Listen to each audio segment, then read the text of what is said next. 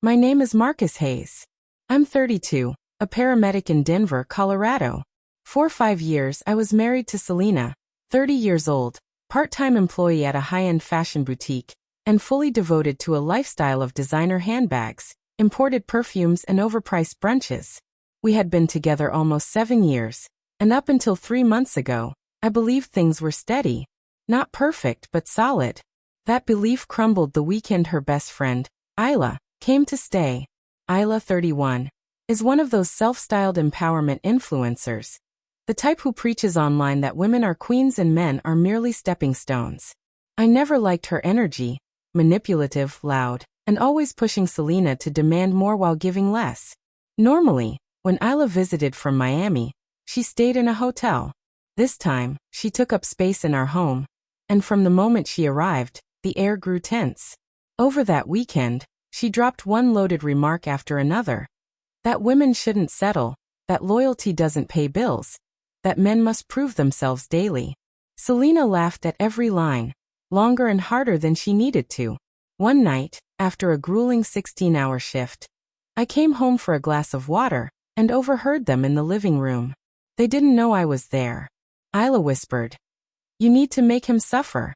He doesn't invest enough in you." Selena sighed. "I'm tired of asking for things and feeling guilty." That stopped me cold. I'd just bought her a $700 bracelet for our anniversary and had been working overtime to fund her tastes. Isla's next words made my stomach knot. "Ask for space. See what's out there. Trust me, there are men who'd spoil you without hesitation." Selena didn't resist. She nodded. The next morning over breakfast, she was jittery. Then she dropped it. "Marcus, I think I need some time." "A break?" I asked. "A break from what exactly?" "Us. I need to think. I'll stay with Isla for a while." I just said, "Okay." She looked almost disappointed that I didn't fight it. That evening, she packed her things and left. While she was reflecting, I started looking deeper. On Monday, I checked our joint credit card statement. The charges told their own story. $220 at a seafood place I'd never heard of. $470 at a boutique hotel. $95 at a downtown spa. This wasn't space. It was a weekend getaway. Then came the clincher, a Venmo payment from a man named Evan R. With the note, "Last night was unforgettable." That was all I needed. I called my friend Tyler, now a lawyer, who told me to document everything, cut off shared accounts, and protect my assets immediately. By Thursday, I'd closed joint accounts, canceled credit cards, and started boxing up everything I'd ever bought her: bags, heels, coats. Friday, a coworker told me his cousin saw Selena holding hands with a tall man at the Galleria, walking out of a jewelry store. The same woman who claimed I didn't value her. Saturday, Tyler filed the divorce papers for me under infidelity and misuse of marital funds. By Monday, Selena texted, saying she was ready to come home and talk. I told her to come by at 6 p.m. She showed up in a new outfit, new bag, things she couldn't afford without help. Her key didn't work.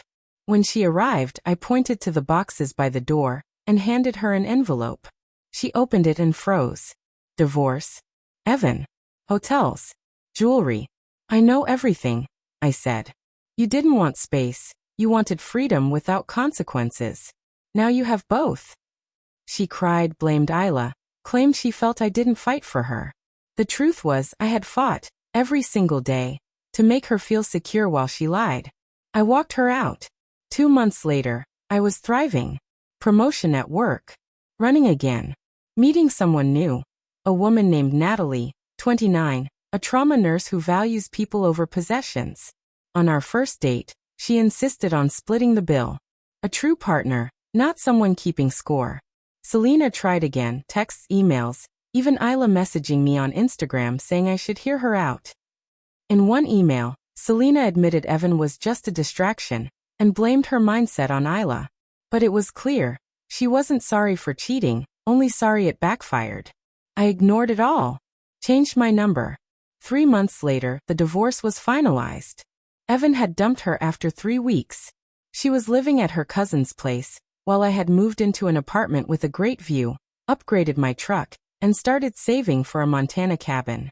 Selena taught me that love isn't proved with handbags or spa days. It's built on respect, effort, and loyalty. If your partner listens more to friends than to you, leave. If you have to go broke just to be appreciated, run faster. One day, they'll come back to find the door locked, the keys changed, and their place in your life replaced by peace.